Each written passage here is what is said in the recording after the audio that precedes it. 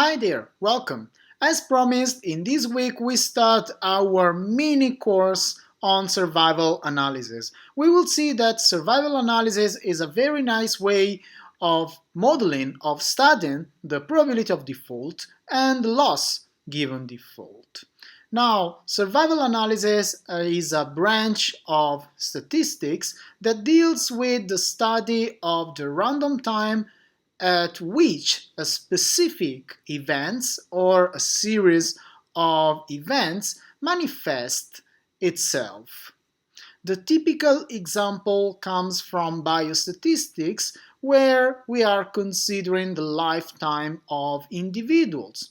So, in survival analysis, we typically have two states, A and B, and we are interested in the event that governs the transition between the two states. So the state A can be life, state B can be death, and we are interested in the time in which we have the transition. So the individual we are considering dies. Another example, more close to our field, is when we are considering a company. This company can be in two states, just to simplify, non-default and default. So with survival analysis, we will study the random time at which we observe the transition, that is to say, the default. Obviously, we can have a lot of other applications, and survival analysis is a very important part of both biostatistics and reliability theory in engineering. Now, in the usual setting of survival analysis, we then have a random variable, capital T, which is a continuous random variable representing the time at which we observe the transition from state A to state B. So it's the so-called time of the event. For us, it will be, for example, the time of the default. We then call small f of t the density of this random variable, and with capital F of t we indicate its cumulative distribution function. A fundamental object in survival analysis is the survival function. Now, fixed at time small t, the survival function gives us the probability of surviving at least until time small t. This is equal to the probability of our random variable capital T to be larger than equal to small t. And this probability can be expressed in terms of the CDF, the cumulative distribution function, capital F. In fact, this is equal to 1 minus the probability of not surviving until time small t, that is to say 1 minus f, capital F, of t. On your screen, you can see two typical examples of survival function. One, it's an empirical one, in particular the one that we can obtain using an estimator we will see together, the Kaplan-Meier estimator, and the other one, the continuous blue line, can be a theoretical one. And this is, for example, what we can obtain when we use parametric or semi-parametric approaches. Given the survival function, we can define another very important quantity, the hazard rate. The hazard rate gives us the rate at which a system surviving at least until t changes its state exactly in t. That is to say, assume we are considering a company, we know that our company has survived until t, so we have seen no default for that company. Okay, the hazard rate tells us what is the rate at which that company will default exactly in t given the survivorship until t. The hazard rate is defined as the ratio between the density f of t and the survival function s of t. Now, it's easy to see that the density can be written as nothing more than minus the derivative of s of t with respect to t. Remember that S of t is 1 minus capital F of t, and this is the way in which we represent the hazard rate. If we multiply the hazard rate lambda t by an infinitesimal time interval dt tending to 0, what we obtain is the conditional probability that our company, for example, will default in the time interval t plus dt, given that it has not defaulted until time t. Taking the integral of the hazard rate until time t, so from 0 to t, we can define the so-called cumulative hazard function.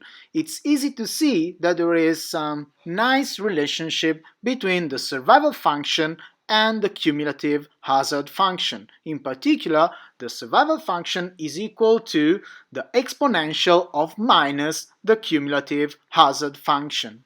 So, how can we model the probability of default of a counterparty using survival analysis? We first have to define the setting. So, in this situation, the random variable capital T represents the random time at which we observe the default of the counterparty, more or less as we did in the Lee's model. Do you remember?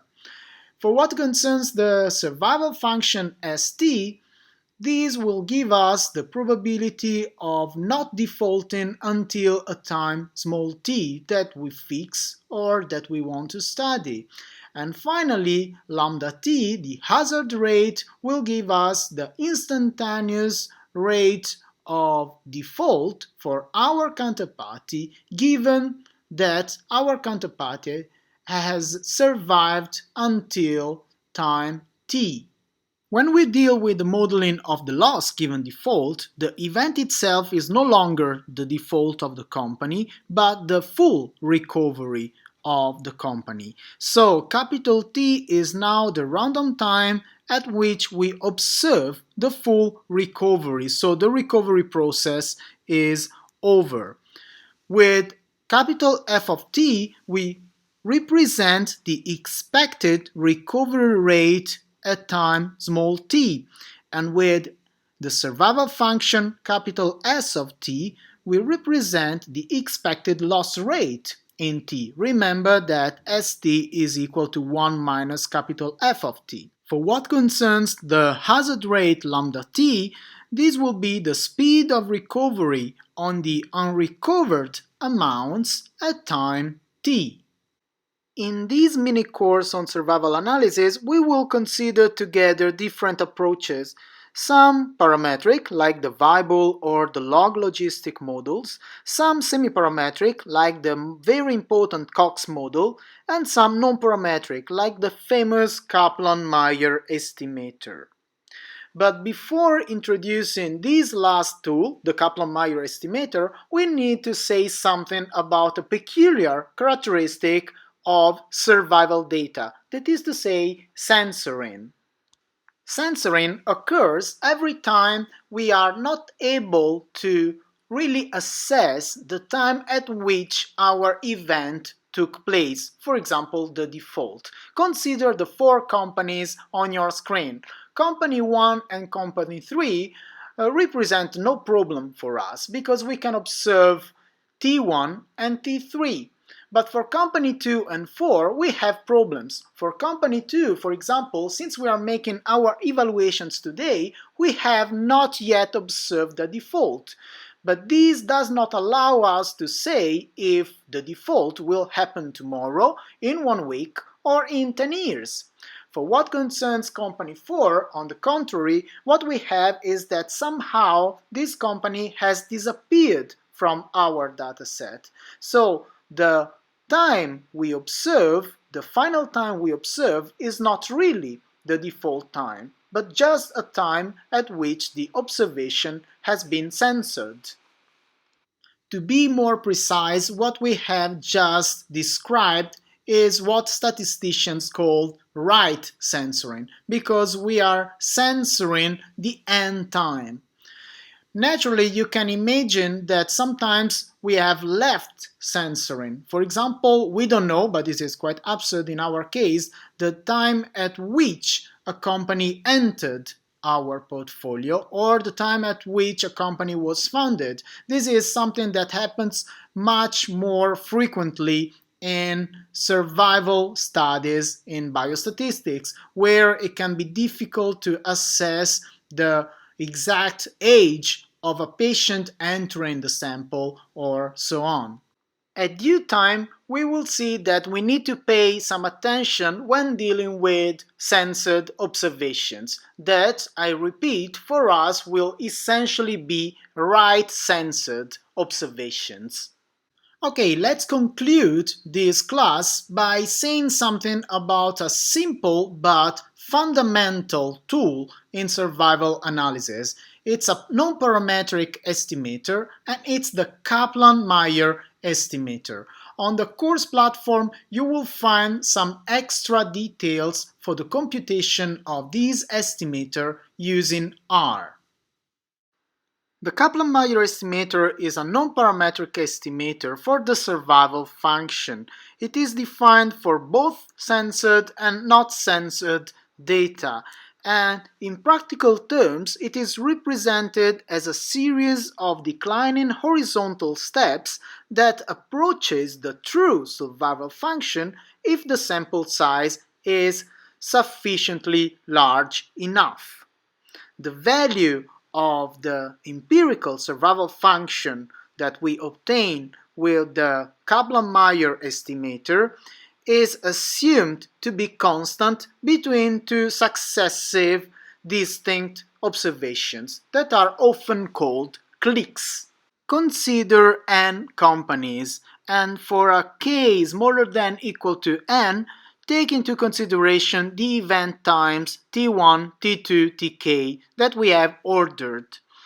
Now, let nj be the number of companies still active just before time tj. In case of no censoring, nj is just the number of survivors. In case of censoring, nj will be the number of survivors minus the censored observations before tj. With dj, we indicate the number of companies experiencing the event, say for example the default, at time tj. The Kaplan-Meier estimator for the survival function capital ST is represented by S hat of t, and it's the product for j such that tj is smaller than equal to t of 1 minus dj over nj. Notice that 1 minus dj over nj is nothing more than the proportion of survivors at time tj.